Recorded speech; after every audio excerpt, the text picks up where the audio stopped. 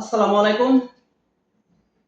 Iran America এই দুটি দেশ যখন চুক্তিতে রাজি হয়, তারপর থেকে আপনারা দেখতেছেন যে এই ইরান ইসরায়েলের যে প্রধানমন্ত্রী বেনিয়ামিন নেতানিয়াহু, তিনি কিন্তু এই যে যুদ্ধবিরতির যে একটা প্রস্তাব আসতেছে, বা যখনই ইসরায়েলের প্রধানমন্ত্রী তিনি দেখে যে যুদ্ধবিরতি অনেকটাই দুই দেশ সম্মিলিত হয়েছে বা চুক্তি পর্যায়ে এসেছে, তখনই তিনি কিন্তু একটা বিশৃঙ্খলা লাগিয়ে দেন, যাতে করে এই যুদ্ধ বিরতিটা যে চুক্তিটা হতেছে সেটা যেন ভেস্তে যায়।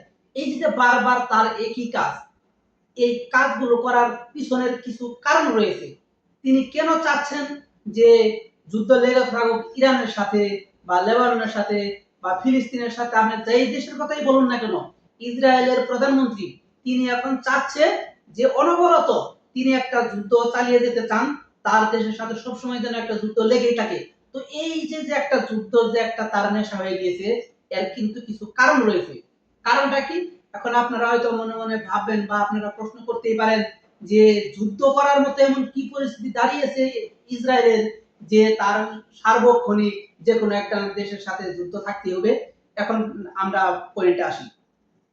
আপনারা জানেন ইতিমধ্যে ইসরায়েলে কিন্তু যে ইসরায়েলের জনগণ রয়েছে, তারা বারবার বিক্ষোভ করতেছে তাদের দেশে। এই ইসরায়েলের যেই বেনিয়ামিন নেতানিয়াহু, তাকে কিন্তু সরকার থেকে কিন্তু বিচ্ছিন্ন করার একটা তারা যে আন্দোলন করে বা তাকে সরকার থেকে নামানোর জন্য যে আন্দোলনটা করতেছে, এই আন্দোলন কিন্তু যখন যুদ্ধ শেষ হবে তখন কিন্তু পুনরায়, আপনারা জানেন যুদ্ধ চলাকালীন সময়ে কিন্তু সেরকম ভাবে জনগণ নেতানিয়াহুর বিরুদ্ধে লেগে উঠে পারতেছে না। তো যেন মাত্র আপনার যুদ্ধ থেমে যাবে, পুরোপুরি যখন যুদ্ধ বন্ধ হয়ে যাবে, তখন কিন্তু তার দেশের জনগণ বলেন, বেনিয়ামিন নেতানিয়াহুর যে বিরোধী দলের যাই নেতাকর্মীরা রয়েছে, তারা বলেন এই যে তারা সবাই একত্রিত হয়ে তখন কিন্তু মাঠে নামবে, এবং নেতানিয়াহুর কিন্তু সরকার থেকে কিন্তু তাকে নেমে আসতে হবে। এই বিষয়গুলো বিবেচনা করে নেতানিয়াহু চাচ্ছেন সে যুদ্ধ চালিয়ে যেতে।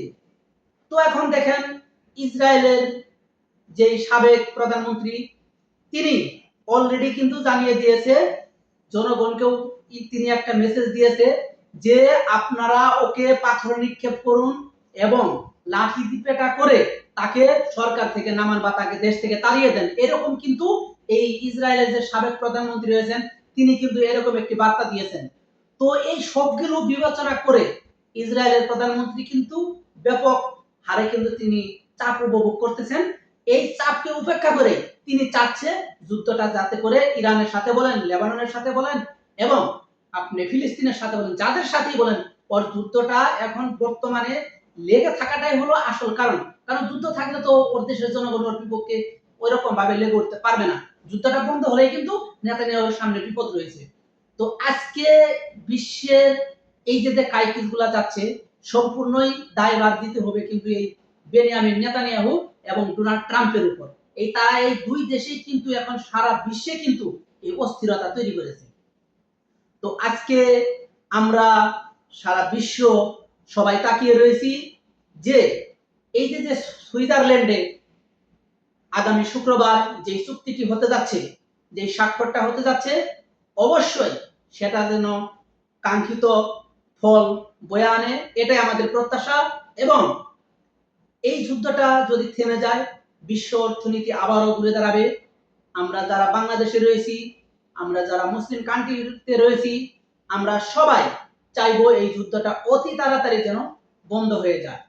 পাশাপাশি আমরা সবাই এই বেনিয়ামিন নেতানিয়াহু এবং ডোনাল্ড ট্রাম্পের এখন বর্তমানে যে সম্পর্কটা যাচ্ছে, আমরা চাই তাদের সম্পর্কটা যেন আর সঠিকভাবে যেন তারা পরিপূর্ণভাবে যেন তাদের সম্পর্কটা আর সুসম্পর্ক না হয়।